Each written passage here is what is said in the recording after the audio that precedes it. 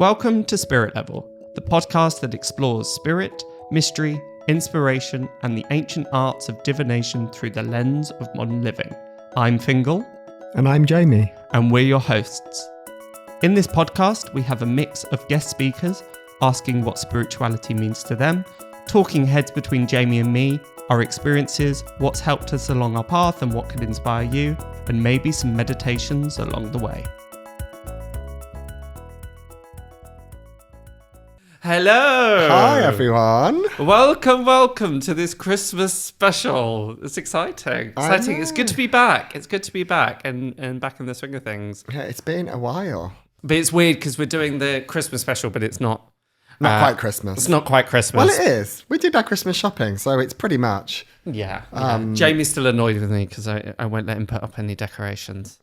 Because he just doesn't like any fun, apparently. It's not. It's just ungodly to put Christmas decorations up before the 1st of December. Absolutely outrageous. Even though half the population has them up from mid-November. Wrong-uns. That's what I call them. Wrong-uns. So we're going to pretend it's Christmas and it's fun and it's... We should have worn like tinsel hats. Oh, yeah. Have we got anything? Damn. No, I don't think. We've got a load of crystals. No, nothing tinsely. So you'll have to visualise. Maybe we should put a filter on. Yeah. A Santa filter. How are you, Jamie? I'm pretty good. Pretty good. It's good to be back recording a little bit. It's going to be fun, I think. Kind of looking at a bit of a reflection on our year, I think. A bit of a chat about a year. What a year it's been. Yeah. It's weird, isn't it? Like almost at the end of every year, you think, I've kind of done nothing and done everything at the same time. So it's been... I wouldn't say I feel like I've done nothing. I feel like since March, it's been a whole game changer for me because I've become full-time working again after a long time. After just... Dossing. Potting around, doing a bit of yoga here and there. Now I have a full-time job, so it's been quite full on. But great full on because it's given me purpose again, which is amazing. So I feel that's something to be very, very grateful for. So what have been like your highlights and your lowlights for 2023? Highlights, definitely, like we've just said, having this purpose. Yeah. Being back in work full time, having something to kind of really sink my teeth into has been really good. Building the event side of the business this past kind of 10 months has been amazing and seeing that grow. We had 26 events in October, which was just mental to think, a year ago we were only getting a couple here and there and it's just exploded. So that's kept me really busy. And just nice to know that we're kind of, the word is getting out. And it was nice at a meeting this morning with somebody and it's like, oh, how did you find us? Oh, I just Googled you and you came first on Google. And those kind of things are just really nice now to know that we are getting out there and we're becoming established. And we've kind of talked with all our team, haven't we, about going from a startup company into now being more of an established brand, which is... Yeah. So that has been fun and just seeing that growth of the business and seeing how it's all starting to come together, I think has been really good. And I've started doing more readings, started doing that a little bit more professionally now. I suppose when we were kind of last recording, I was in training and just starting to do readings, where I've had a good kind of 4 or 5 months solid of seeing clients. So that's been an amazing journey. You learn so much about yourself when you're doing these readings, is what I've realized, is that you can be sat with somebody and halfway through I'll just say, sorry, I'm just having a bit of a moment because all what I'm saying is really being reflected back to me. It's like Spirit are giving this message as much for me as they are for you.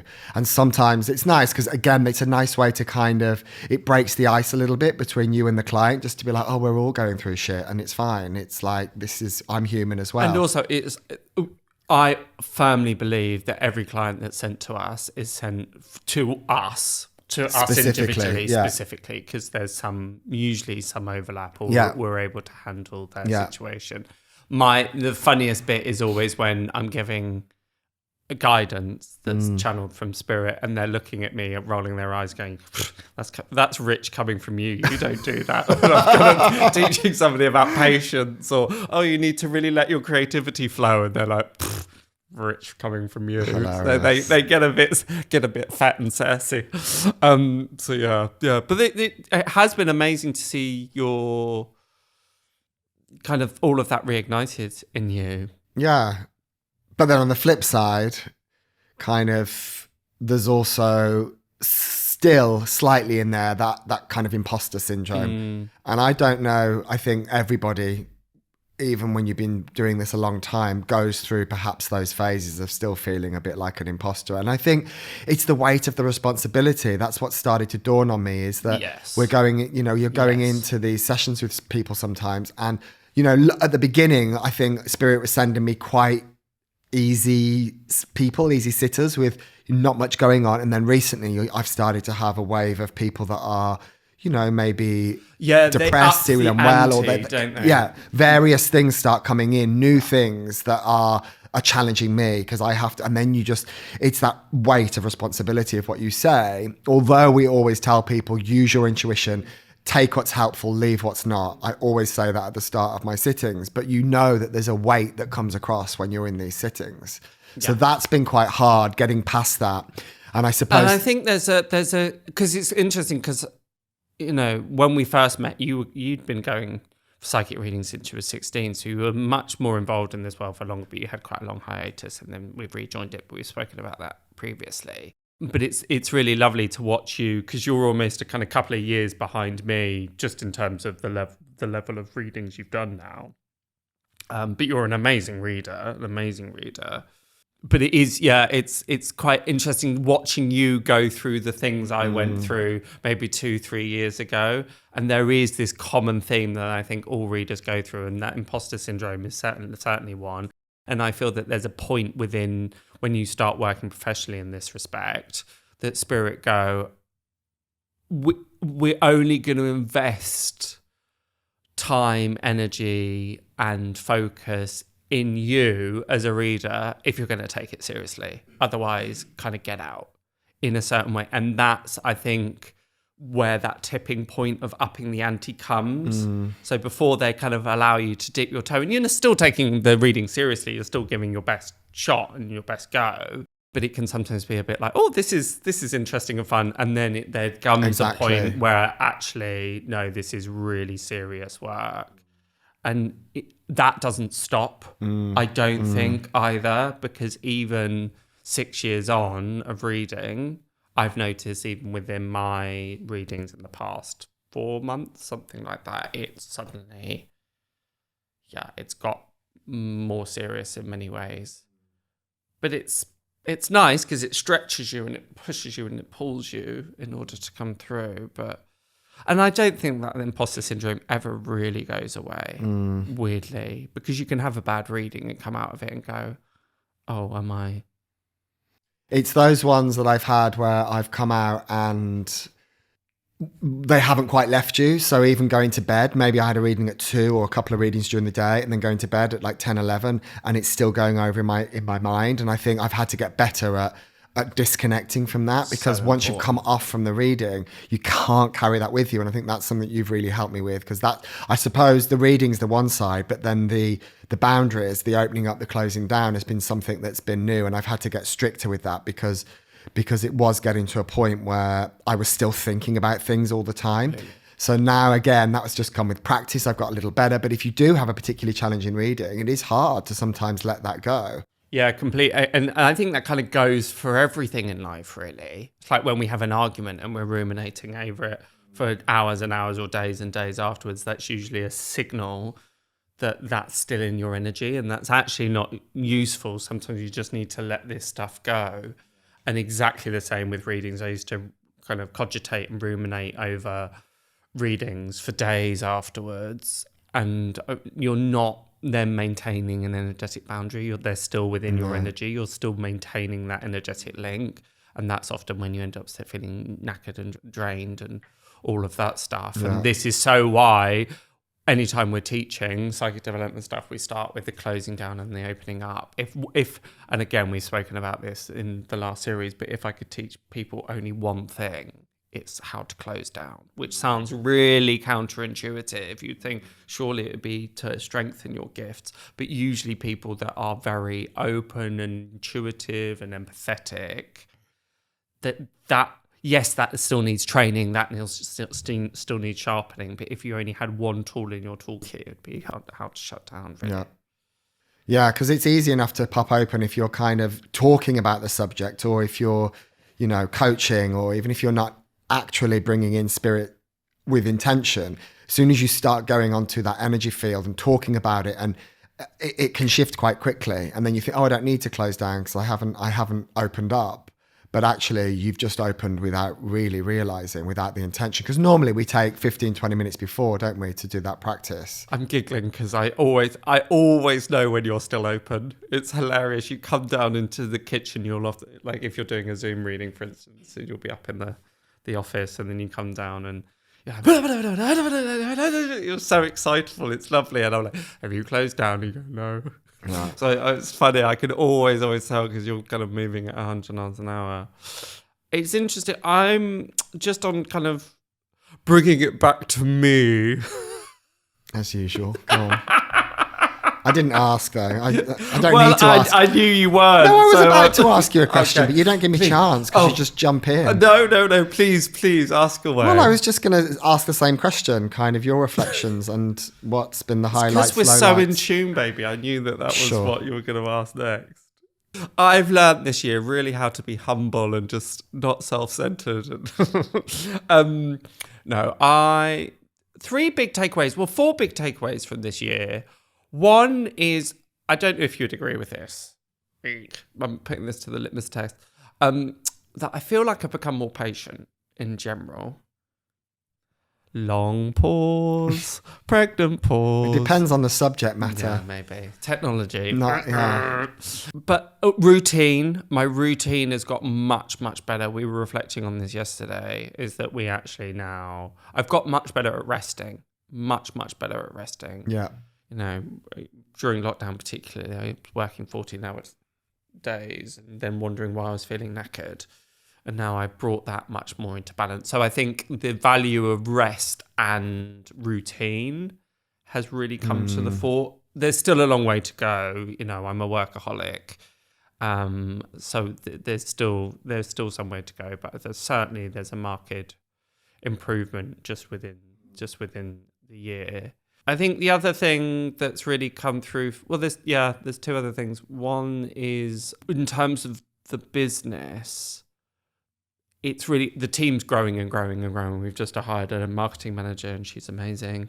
We were talking about this either this morning or yesterday, how all these things happen now within the business and we've not initiated them. They've just happened. And it's like panic. It's like, has that been done? And it's like, yeah, it has. It's like, oh, well, who's sorted it? And it's like, oh. And we're seeing content that we've had nothing to do with. They're like, oh, this is really good. Yeah. And just things getting sorted out that's a real struggle for me in many ways, because trying to let go of the reins a little bit and allow that to happen has been really, really challenging, really tough. But it's obviously an inevitable part of growing the business, because I've been on my own kind of work-wise as a sole trader or freelance kind of for a good number of years. So recalibrating to actually making it more team has been difficult. And again, I know that there's still some work to be done there, but very, very exciting as well, and truly feeling for the first time in a long time that the support is there. Yeah. One thing that has come to the fore quite recently is over the past month I've had lots of just crap news, really. Yeah. Not terrible, but it's just kind of, life stuff. Won't really go into details here, but it's just been just slightly rubbishy news. I even remember. So I'm not afraid to say that I failed my driving test twice. I'm waiting for the third, and I failed the second one about 2 weeks ago, and it was really annoying because I got 1 minor and then obviously 1 major, and I felt like I was driving really well. The major was, by the way, that he was driving on the wrong side of the road.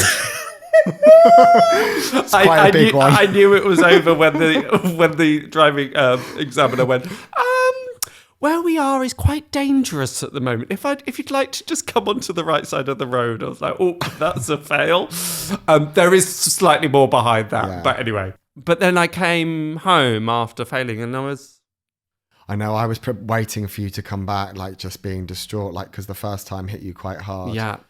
So it was quite relief that you handled that and really, then really well. Even all of the bad news recently, weirdly, I've stayed quite emotionally buoyant throughout the whole thing, really quite steady, and that's quite unlike me. I normally kind of take a little dip for a day or two. Yeah. And then pull myself around. But even the last dip with the last piece of crap news, it was like 2 hours. And then I was like, right, fine, bring myself together. So there was a real reassurance for me that actually some of these tools that I've been practicing and preaching about all this time are working. That I am. And I really do put that down to gratitude that we've spoken about before. I think it's a lot to do with gratitude. Partly as well, I'm working on an oracle deck. Spoiler alert, we're going to talk about what's happening next year in a moment. But I was writing out all these lists of these particular phrases that I wanted to put on this oracle deck. And I remember coming home it was after the last piece of crap news. And I saw this list of these titles that I'd written on this oracle deck, and it was all like, don't blame others, don't take anything personally, be patient. It was all of these things. And I realized, oh my God, these are messages. It was really nice, actually, because I saw these messages that I'd written a couple of weeks before, and actually they were really resonating with the experience that I was having. And I was thinking, don't take this personally.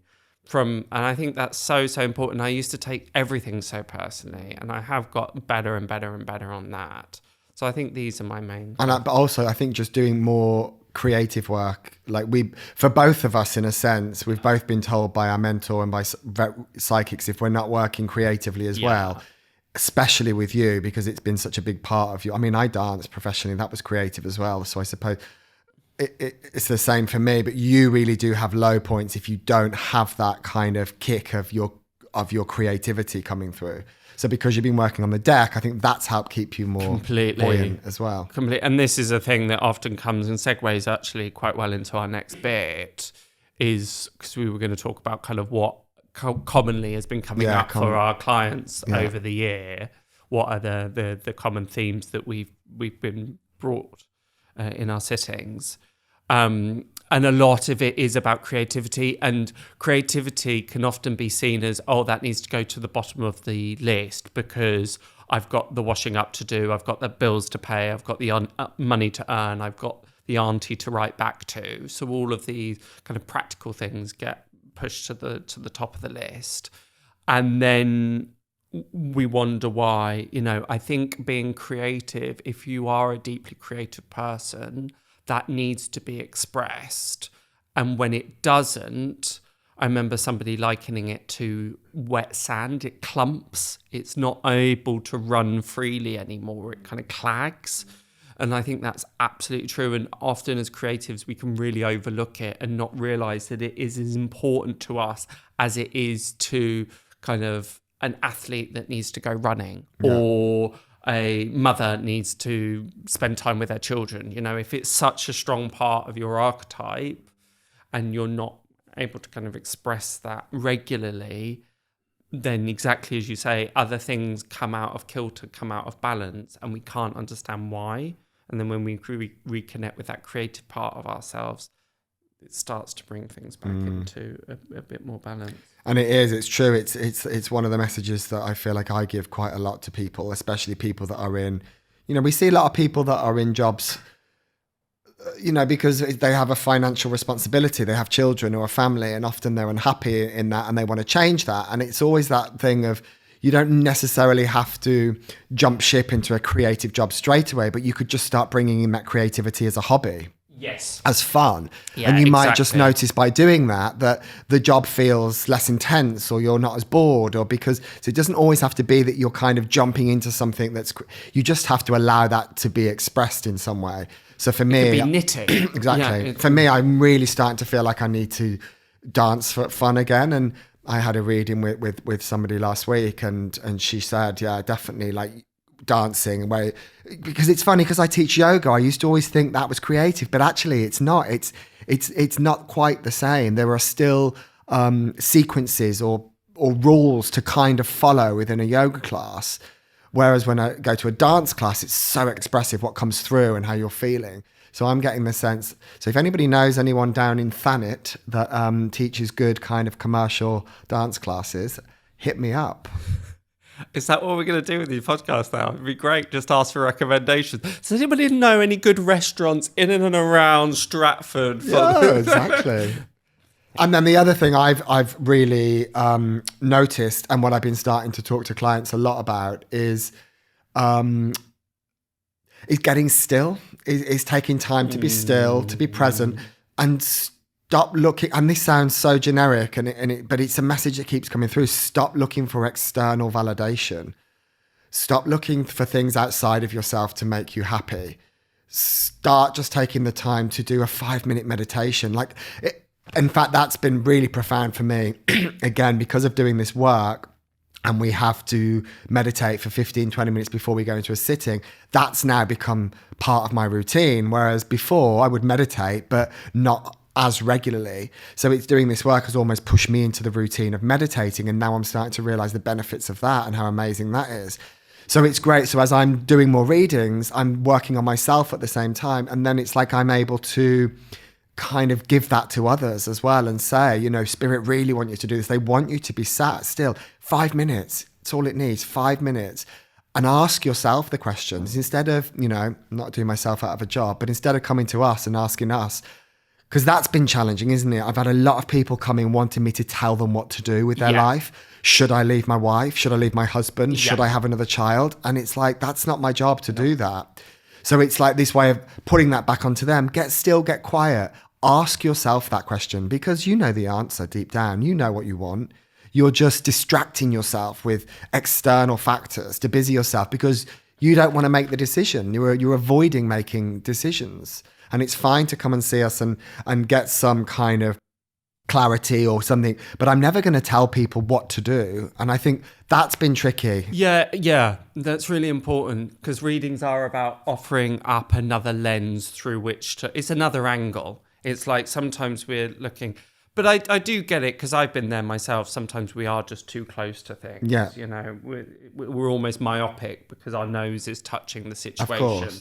And we do, and this is, I think, the magic within a reading is that somebody completely unknown to you that has no vested interest in your life. Obviously we care, but we're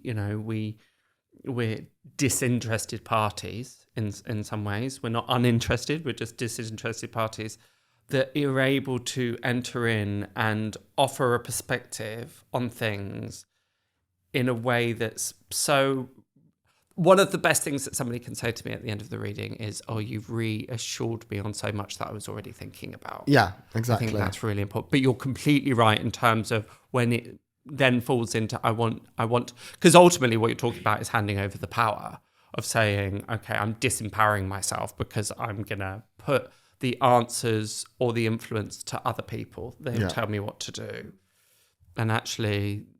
Spirit, the tarot, us were never meant to undermine free will in that way. Exactly. So no, it's a really, really... And people should leave then, that's when the work starts. They go away, and after the reading, that's when it's... The reading's the easy part for them. They have it all reflected back, it all makes sense.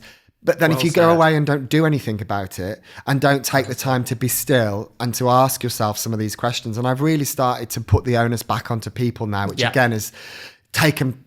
practice and courage, because at the beginning I just felt like I'm the oracle, I need to have all the answers, and I don't. I'm working with spirit, I'm only using what I can from what they give me, and I've had to get okay with that if that's all they're giving me, that's all there is for today, and then you take that away with you and you work with that and see where you go. I love that. I've never thought of it in that terms. It's like the work starts now. It's like, it's almost not quite the instruction manual, but it's a bit like the IKEA booklet. It's like, we've given you the parts, now you have to go away and assemble it. I think that's a really nice way to look at it, for sure.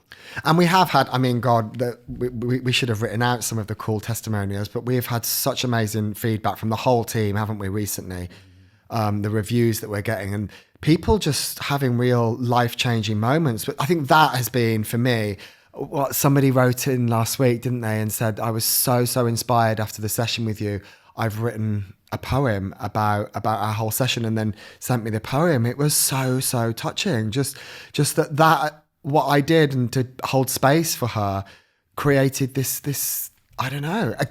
Again, opened up a creativity that I think she'd been blocking for a while, and started writing. And if correct, I may be wrong, but I have a feeling part of the reading was about unlocking some of her creativity. And that reading was enough to just unlock that and get her inspired to write. And the poem was brilliant. We had two poems. We did 2 poems in the same week. Because I sent you one, didn't you? We have to tell people this. So Jamie sent this through, really touched and quite proud of yourself, as you should have been, because I think that was in a moment where you were having some doubts.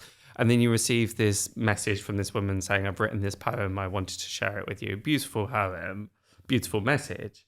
And I sent Jamie a review that somebody had left saying, I had a reading with Fiongal back in 2021, I think. And he said that I was going to have a daughter. She won't mind me saying this because it's out in the public. A daughter, that I was going to move home. That I was going to have big shifts, but I was single at the time. I had no plans to move. I had no idea what he was talking about. And all of it has transpired. So I sent this to Jamie, and then Jamie, being the ex-dancer competitive part of him, was like, well, it's not a poem, is it? I tell people they're going to get pregnant all the time.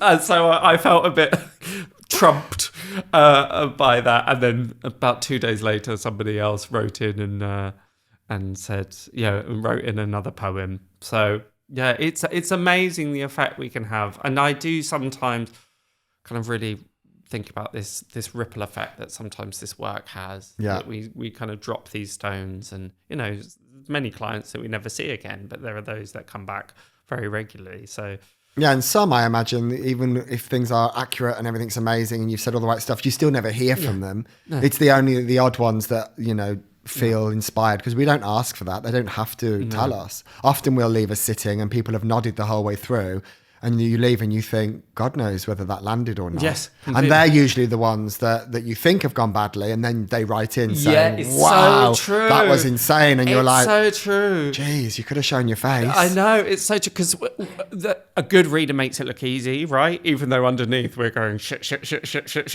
Is this making any sense at all? Because we have no idea what we're talking about, which is a sign that we're doing the job right. As soon as you think, I know where this is going. Yeah. But there's times when you go, oh my God, I don't know what I'm talking about here. I hope it lands. And then, there's been occasions where I've kind of had to go, are you having a nice time? Are you sure this is right? I think, no, just carry on. And I think they're just leaving us to it because they just think this is... Yeah. Looking to deepen your spiritual practice and holistic well-being? Then we have the answer.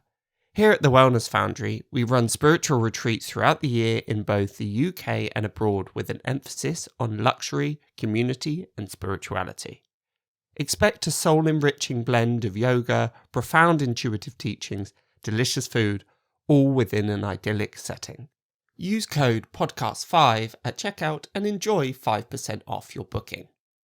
For more information and bookings, visit the website wellnessfoundry.co.uk/retreats, or find out more on our Instagram @Wellness Foundry. Terms and conditions apply. One last theme that I wanted to talk about that's been coming through a lot in my sittings this year, and it's mainly to do with relationships. And again, it's more recent. It hasn't necessarily been a thread that's gone throughout the whole year, but it's certainly over the last couple of months, it's a message that's been coming through again and again and again.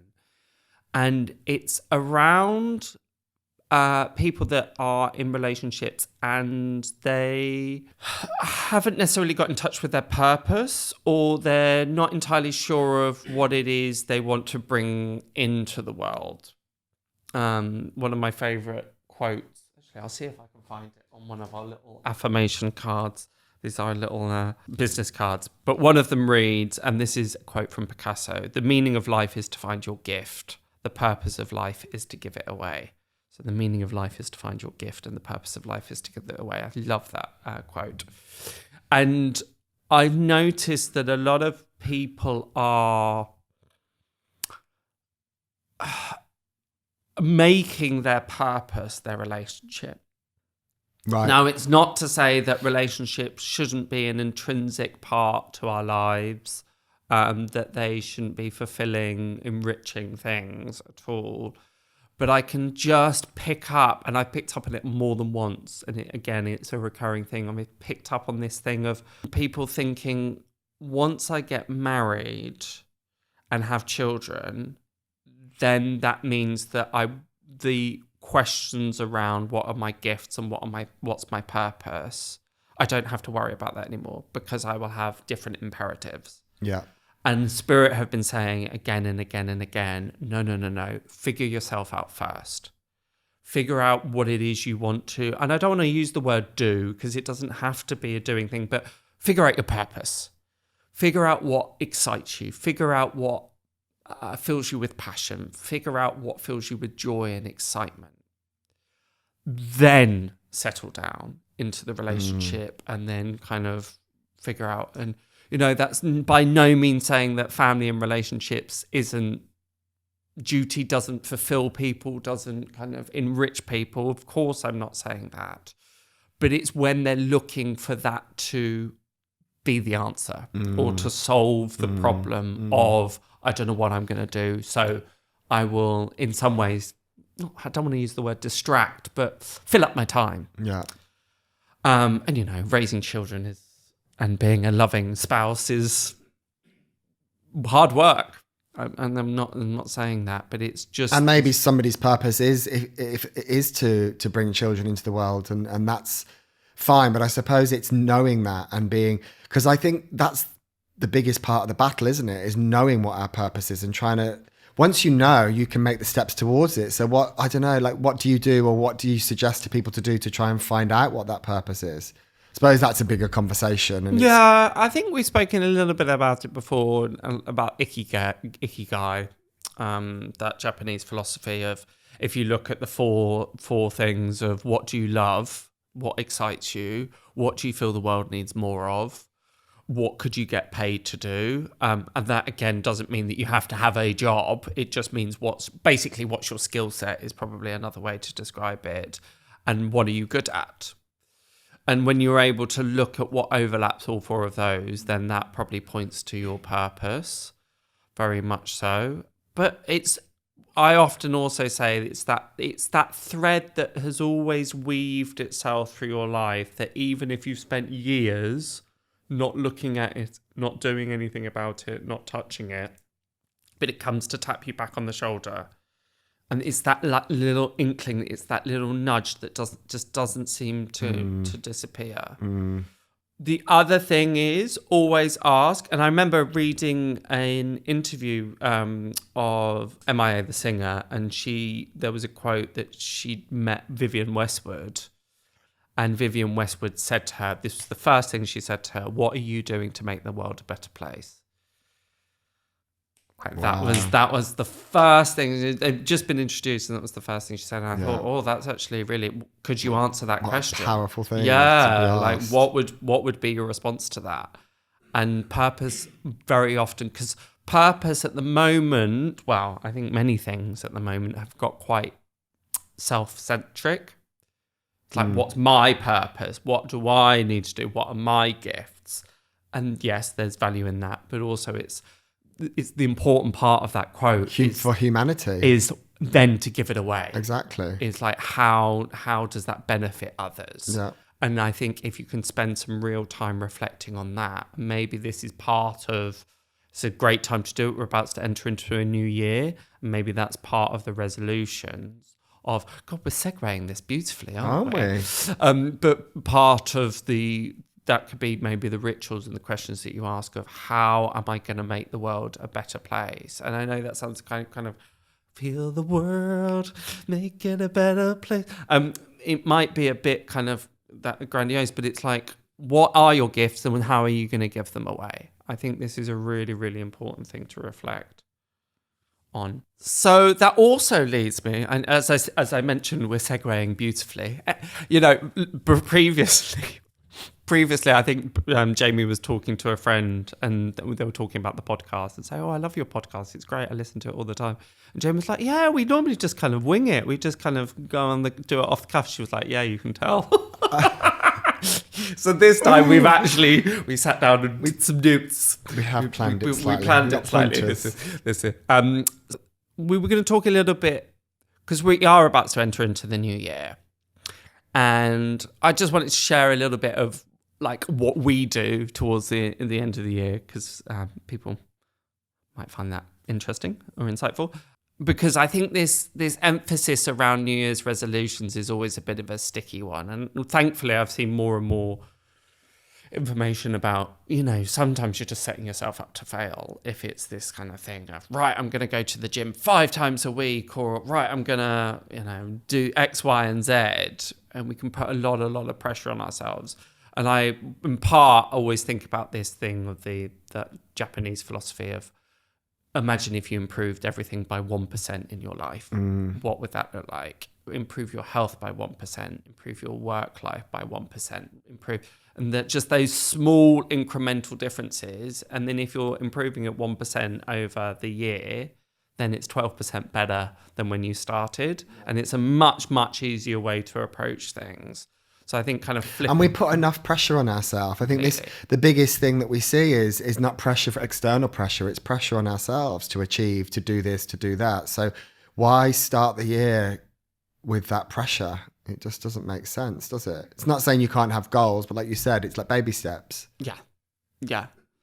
And I think also one thing that I often look at the beginning of the year is, what virtue do I want to develop more of?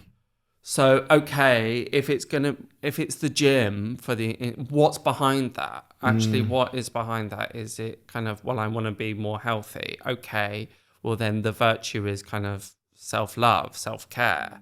So how can you develop that in a broader sense? But kind of any virtues of grace, compassion, patience, confidence, bravery, all of these things, temperance. I think actually looking at what qualities you want to build up in yourself, rather than these kind of very goal-orientated things of, I want X, Y, and Z. It's like actually what can come from inside out rather than what comes from outside in. So I think that's and actually maybe look at the people that you really admire and think actually what qualities, what virtues, what moral codes do they exude that I would like to kind of cultivate within myself a little bit more and kind of move that way. And we've often got friends, haven't we, that we can look at and think, God, I love that about them. They always handle those situations so well. We got some that don't do things as well, but focusing on the ones that do, like I can think of a few people that I think, God, I'd love to be more like that.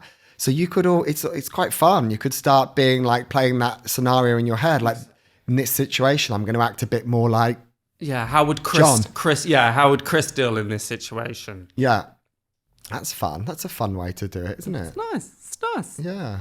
The other thing that we always do each year is we get Fiona. Hi, Fiona, if you're listening. We get Fiona around and we do our 2024 reading. So we do it as a little 3 and we lay our 12 cards down and one in the middle and we go through them month by month and we jot down, we write all the descriptions and then we look back over the last year. I remember because last year Fiona kept saying, oh, you're linked with royalty, you're linked with royalty. I was like, swish, of course, babes, of course, thinking that's never going to happen.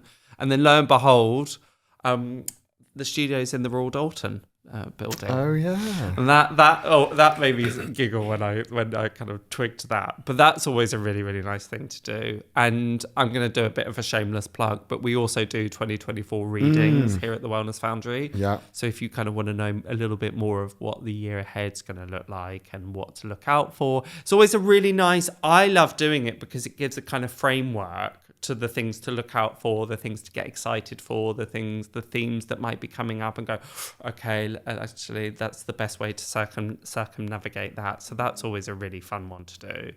And then my final one that I love to do is a kind of vision boards. I would try to get you to do it last year with me, and we will do it this year for sure. And sitting down, it's really great to do if you're in a partnership, but obviously solo too. But sitting down and thinking, what are we wanting to? What are we trying to get closer to? So we spoke more about the virtues and the kind of personal qualities, but actually looking at, okay, as a couple, are we looking to move house? Are we looking to, what's the 3-year goal? What's the 5-year term plan? Yeah. Because, you know, one of my big goals was to have my own studio, and now I've got it, and it's amazing, and it's easy to not then go, right, okay, you actually have to slightly then go, okay, what's next? What's the next step? So doing those vision boards, either by cutting things out from a magazine, writing lists, doing whatever you want to do, but just kind of, it's a form of manifestation, basically. Yeah. And you're the manifestation master. Yeah. The more we can the more visual things we can bring in, I think the easier it is as well, and it's more fun for sure. Even just that kind of workbook. There was a workbook that we were going to do, wasn't it? I can't remember. Yeah, I can't remember. Lots of different things on that. So there's I'm sure there's tons of options out there of how you can kind of goal set or manifest things for next year. Have you got any top tips as the master manifester? I think you have to get... It's about getting very, very, very clear. Yeah. You have to be more specific, get super specific on things. It's no good just saying, oh, I want to get a new job next year. It's got to be, again, like you've said, look at what you want to bring more in. How do you want to feel when you're in that job? What qualities do you want to bring in? And I think looking at the feelings underneath it, the emotions, that's important as well. But being very, very specific and targeted, like where that job wants to be. How far do you want to commute? What working hours do you want? What's the team going to be like? Who am I going to be around? I want to be around people that are going to lift me up and inspire me and nitpick on all these little things. It's no good just saying I want a new job, because you could get a new job, but it could be horrific. You could be paid a fortune, but absolutely hate life. So it's about getting very, very, very specific on it. And then not worrying too much, not kind of allowing the universe to kind of to do its thing, still putting in actionable steps. You can't kind of end goal is to have, you know, a £10 million mansion and then sit back and wait for the universe to do it. You have to make steps to go towards that. You have to set up a little savings pot so you know that money's being siphoned off. It's that 1% thing, isn't it? Again, it's like just those small steps in order to... But it's giving the signal to the universe that I'm serious about this. It's not just, oh, I want it and it's going to come to me. You got to keep planting these seeds so that they can keep growing and growing and growing. Great. Amazing. So what's on the horizon for you in 2024? Well, what are your vision boards? Well, hopefully we're going to be moving into a new flat, a top floor penthouse in Ramsgate, which is so weird because 2 or 3 years ago when I was at the college doing training and having readings, somebody had said to me, you're going to end up in a place that's just glass from floor to ceiling, really, really bright. And in our place we're at, it's really bright as well. But I was like, that's not what it's going to be. No, and then our new place is the top floor and it's glass from floor to ceiling, both in the kitchen, the living room, and then into our bedroom as well, out onto a big, big balcony. So it's funny. So it's like, I have definitely known that has been coming.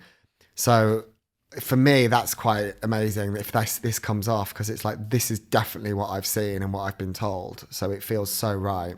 So I think that will be amazing if that all goes through. By January, we could be in a new place, which is to kind of lay those roots and have something that's ours is a big life goal. Well, as a Cancerian, home is very, very important to you. Yeah, I need that. And then I suppose just continuing to grow and continuing to spread the word with the business and get this out to more people.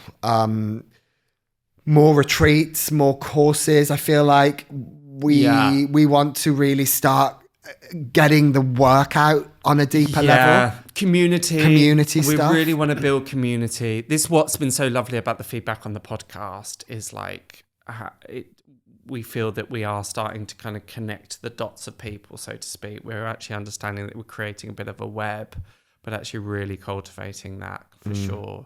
We've got our retreat in March, 1st till the 3rd of March, again at West Lexham, which is going to be fun. And we've upped the ante a bit because we've got more spaces, beautiful rooms. It's a bit posher. Got a proper yoga shala. So that's going to be super exciting. So I think if we nail that and we get that really that format sorted, that will be lovely just to continue doing that as our regular. Yeah, we love doing the retreats. So more retreats and more retreats for other people, perhaps. I think we did those at retreats for the BJJ festival. We were out in Mallorca. We're potentially doing one again in springtime, as well as October. I think collaborating with others, we've met some amazing people on these retreats, haven't we? That we just did, because it's just a little bit of background. This retreat that we've been working on in Mallorca is a mixture of jiu-jitsu and then wellness brought together, which at first, when we first did it last year, we couldn't quite get our head around it.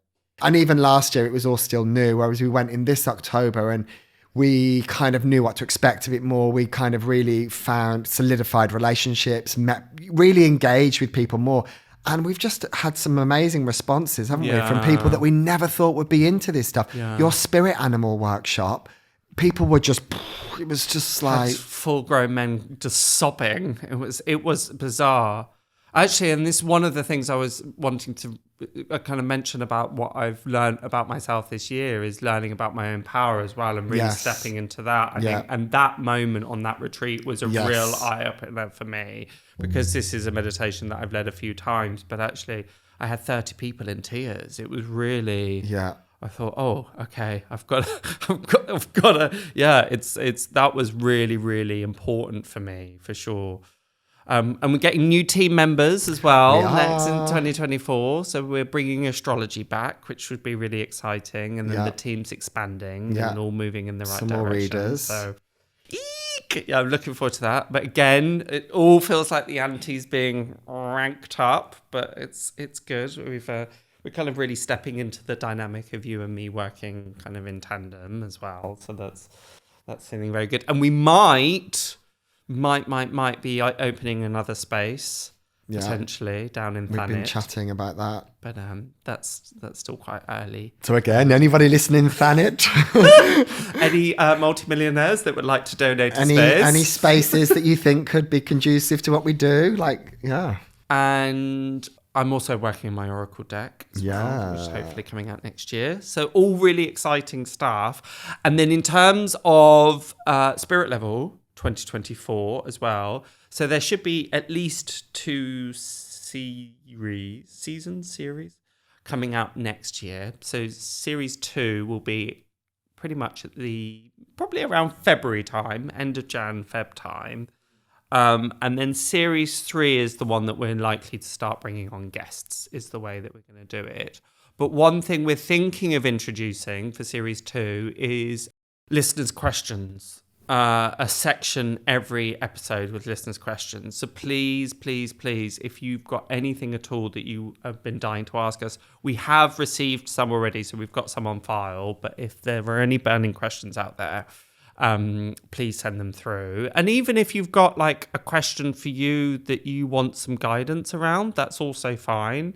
In terms of, I'm having a really tough time at my job and because sometimes those questions can apply to many people that are listening. So we're really, really happy. So we're going to make that part of a regular thing. So please send them through either at the on the email, which is hello@wellnessfoundry.co.uk, or you can drop us a DM on Instagram. Usually email's a little bit better for us, but either is fine. We pick them up from both. And in series 3 we'll start having guests as well. And was there anything else do we need to talk about the podcast? No, I don't think so. The feedback's been amazing. It's been wonderful. I don't think we've mentioned about the new flat. Right. We were trying to obviously speak with the mortgage broker, and you got on the phone to this woman, and about 10 minutes into the phone call, she went, I really recognise your voice. Hello, if you're listening, by the way. Hello. I really recognise your voice. You don't do that podcast Spirit Ground, do you? So we're like, yes. So that was that's her. She was like, I'm not being a creepy stalker. it's like I had to say something, which for us and for me it was just amazing that somebody we've never met is listening to this, because we just, you just don't know really who's listening. So thank you for that. And that was a good sign. And we ended up meeting a great mortgage guy. So yeah, it was all meant to be. So aligned. So aligned. So thank you. Yeah. So Fiongal, as tradition, is going to do a little reading. He's going to pull some cards. And he's going to do a little mini reading for 2024. So you're going to pull 5 cards or something? Yeah, I think I'm going to do 6. Actually, okay, I'm going to do a mini kind of cross. And it's just about the collective energies for the 2024, the things that we, collectively might need to be aware of and responsible for, and that's good. Just that kind of stuff. So nice. I'm going to lay some cards down, so just bear with me a moment, just giving them a good shuffle. So the first we have is the 4 of Pentacles. Then we have the 5 of Cups. We have Justice card, the Emperor card, the 8 of Cups, and the 5 of Wands. So as we go through them, Jamie can hold them up to the camera. So the first 2 that we have is the 4 of Pentacles and the 5 of Cups. Interesting one, because 4 of Pentacles is usually about health and wealth, money, the whatnot, and then the 5 of Cups is more to do with the emotional realm. 4, typically in numerological aspects, is structure, order, routine, in some ways the kind of status quo.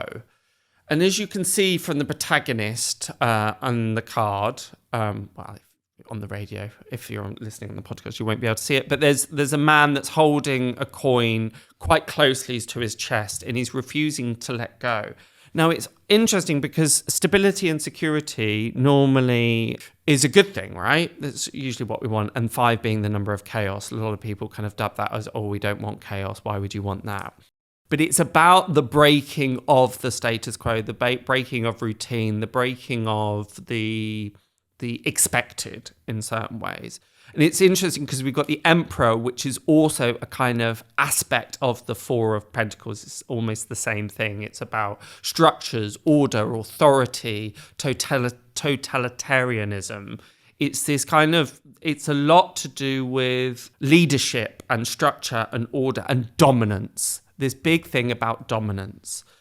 And we have here the 5 of Cups and the 5 of Wands, which is about... So my guides are saying this kind of applies in part, it's those that are willing to embrace the new and those who aren't. So this sense of this crux or this tension between those that want to withhold and sustain the old systems versus those that are kind of becoming more spiritually aware, a raising of consciousness, a leveling up, a sense of, okay, the old ways haven't worked. They haven't sustained us until now, so something new has to come in. So we're very likely to see an escalation of that tension. So it might get uncomfortable for a little while for us collectively, but out of that comes a new sensibility, a new outlook, new mores, social mores of how things are meant to be done. Particularly with the 5 of Wands in the future aspect, you can see with the kind of characters in it, they've got these sticks and it's kind of like play fighting in a certain way. So it's not out and out conflict, but it does point towards, we're likely to hear many, many, many differing opinions, all trying to put their oar in. And this real crux, this real tension between the old ways, the established ways, and what's trying to be brought in as the new. And particularly with the 5 of Cups, because it's got the character in the middle of the card looking very forlorn, and it's kind of the Lord of Sorrow, the 5 of Cups. And it's this kind of sense of those that are unwilling to change or relinquish that power. There's probably going to be kind of upsets in some ways. We've also got the Justice card underpinning this. So again, the Justice card has this character holding a pair of scales and the Sword of Justice. So again, it feels like there's a rebalancing of the power, but often what happens when those that are in power get threatened, there's a bit of kickback. So quite a kind of it's quite an interesting energy. Quite a kind of there is a tension, but out of that tension, I think, comes revelation and revolution too. Wow. So hold on to your hats, peeps. Amazing. And I think on a personal level, it's kind of saying, embrace the new. Look at what's outmoded. Look at what's outdated. Look at your own personal viewpoint and things of like, what are you hanging on to unnecessarily? What are you firmly and dogmatically saying, no, it has to be this way? Is there another approach? Because, often with change, there comes fear. Yeah. And it's about, okay, why are you so doggedly, from a small perspective and to a societal perspective, why are you thinking, no, it has to be this way? Feel the fear and do it anyway. Quite. Interesting set. Nice. Love that. Thank you. Pleasure. Good. Oh, it's been nice getting back into the driving seat, so to speak. Oh, sore subject. Yeah, lovely as ever. Been fun. And we really, really look forward to hearing from you all and seeing you in 2024 for the next series of Spirit Level. Have an amazing, amazing, amazing Christmas. Have fun. Hopefully you're with loved ones. It's Christmas. Rest, recoup, eat lots and be merry. And we will connect with everybody very, very soon. Love you all. Lots of love. Thanks for listening. Bye. Bye. And that's the end of this week's episode. We'd love to hear what you think or suggestions on what you would like us to cover for the future. Either leave us a comment if the platform you're listening to allows it, or drop us an email, hello@wellnessfoundry.co.uk, or a DM on Instagram. Be sure to hit subscribe or follow to stay up to date with the latest releases. But until next time, love and blessings. We hope you've enjoyed this episode of Spirit Level, brought to you by the Wellness Foundry, the home of spiritual wellness. For more information and bookings, visit the website wellnessfoundry.co.uk or find us on Instagram @wellnessfoundry. Don't forget, as a thank you for listening, receive 5% off your first booking by using code PODCAST5 at checkout. Terms and conditions apply.